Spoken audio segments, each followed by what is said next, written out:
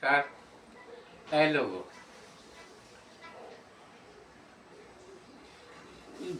आज जो सारे संसार में फूट और मतभेद जो फैल रहा है, इसका कारण क्या है और कैसे हो रहा है? ईसाई धर्म संस्थान, पोप का ईसाई धर्म संस्थान जो सारे संसार में हर जगह उनकी शाखा खुली हुई है, वो धर्म संस्थान क्या सच में जैसे दिखाई पड़ रहे हैं वैसे ही हैं? धर्म मानवता के शुभचिंतक है और रक्षक है, या फिर इससे के विपरीत दिशा में? जिस इस विषय को लोगों को सोचना समझना होगा, क्योंकि यदि जैसा दिखाई पड़ रहे हैं धर्म मानवता की शुभचिंतक का रक्षक, अगर वैसे हैं तो बहुत ही अच्छे हैं, लेकिन अगर दोहरा रूप है तो ये मानवता के लिए सबसे खतरनाक है।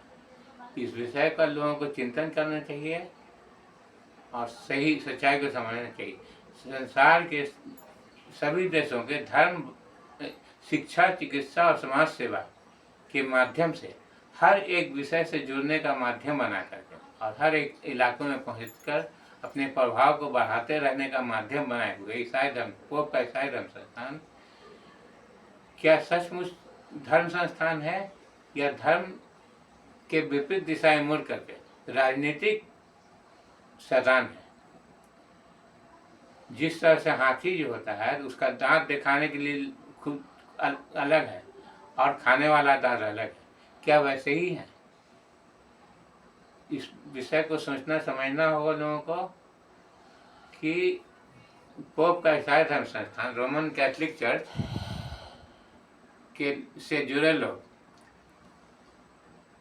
किस तरह के दिखावे के ढोंग में अपने आप को छिपाए हुए हैं, धर्म मानवता के हितों के रक्षक बन दिखावा कर रहे हैं, और वास्तव में धर्म और मानवता और देश को गुलाम बनाने का, धर्म और मानवता को लूट करके और अपहरण करके देश को अपना गुलामी में बनाए रखने का माध्यम अपना रहे हैं।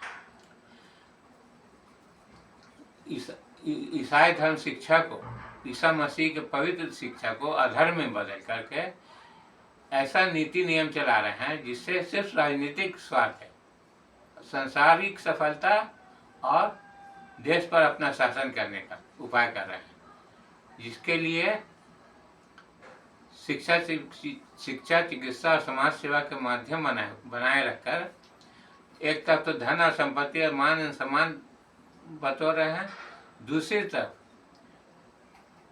देश को खोखला करने का ऐसा ठोस उपाय कर रहे हैं जिसको लोग देख कर के भी अंधे बने हुए हैं।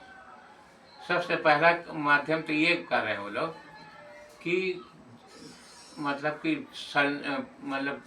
प्रलोभन दे करके, किसी भी व्यक्ति को प्रलोभन दे करके उसको आवश्यकताओं को भरपूर भंडार खोल करके उसको अपने ईसाईवाद के पक्षधर बना रहे हैं, और जो व्यक्ति ईसाई बन चुका उसको ईसाई बना करके, ईसाई तो बनाते हैं लेकिन उसका नाम और पहचान नहीं बदलते हैं, जिसके कारण और उनको पढ़ा लिखा करके इस योग बनाते हैं कि देश के हर एक पदों पर, चारों स्तंभों पर अपने ईसाई लोगों को पहुंचा करके देश को अपने अधिकार और नियंत्रण में बनाए रखने का ठोस माध्यम अपना रहे हैं। इसीलिए संसार भर के हर एक व्यक्ति का पहचान होता है उसका नाम और टाइटल। तो किस अधिकार से ईसाई धर्म संस्थान ईसाई बने लोगों को हिंदू, मुस्लिम और वहाँ के बहुसंख्यक एवं प्रभावशाली धर्म समाजों के नाम और पहचान में छुपाए रखकर अपने शक्ति, देश पर अपनी शक्ति को बढ़ा रहे हैं? मतलब अपने दासों को, अपने ईसाई बने अपने दासों को शासक बना रहे हैं और शासकों पर शासन करते रहने का ठोस उपाय कर रहे हैं।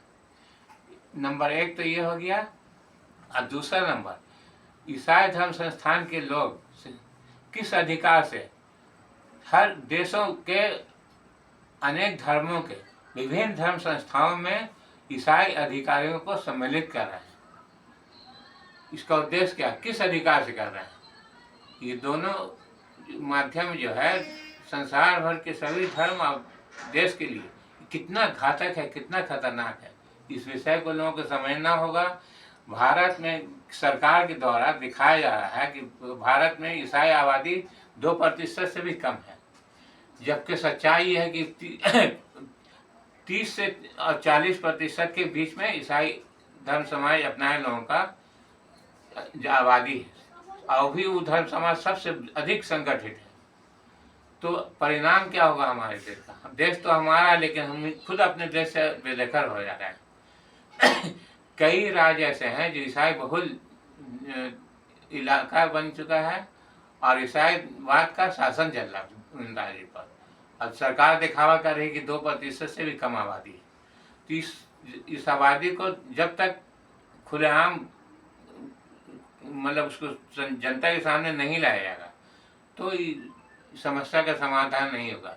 इसलिए मेरा अनुरोध है सभी देशवासियों से, जो लोग अपने धर्म और देश के शुभचिंतक हैं, उनको भारत में एक जनगणना कराना होगा जो धर्म और जाति के आधार पर, कि कौन व्यक्ति किस धर्म को अपनाए हुआ है, वास्तव में अपनाए हुआ है, और कौन अपने नाम को हिंदू, मुस्लिम और दूसरे धर्मों के नाम और पहचान में खुद को छुपाया हुआ।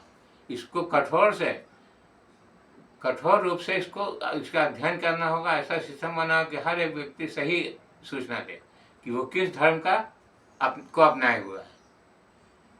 तभी भारत के लोग हम समझ पाए कि हमारी जनसंख्या क्या है, ईसाईवाद हमारे देश पर किस हद तक प्रभावशाली बन चुके हैं। ईसाईवादी जो है पढ़ा लिखा, शिक्षित और प्रभावशाली बन चुका है, जो सरकार के चारों स्तंभों पर, विधायिका, कार्यपालिका और न्यायपालिका एवं मीडिया पर इतना प्रभावशाली बन चुका है, जो जिनके अधिकतर लोग उसी छाए हुए हैं देश के स्तंभ पर। तो देश तो उनका बन जाएगा, हम तो हिंदू मुस्लिम में भटकते रहेंगे, मार काट करते रहेंगे। इसलिए इस विषय को सोचना होगा, समझना होगा। ईसाई पोप रोमन कैथोलिक चर्च की सच्चाई को लोगों को समझना ही होगा।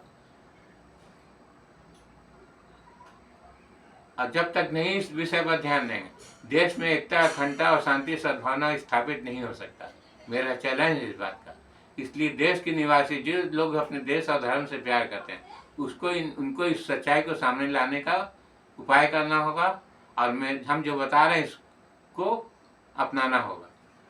ठीक है, मेरा नाम मोहम्मद अब्दुल रहमान हुआ। नमस्कार।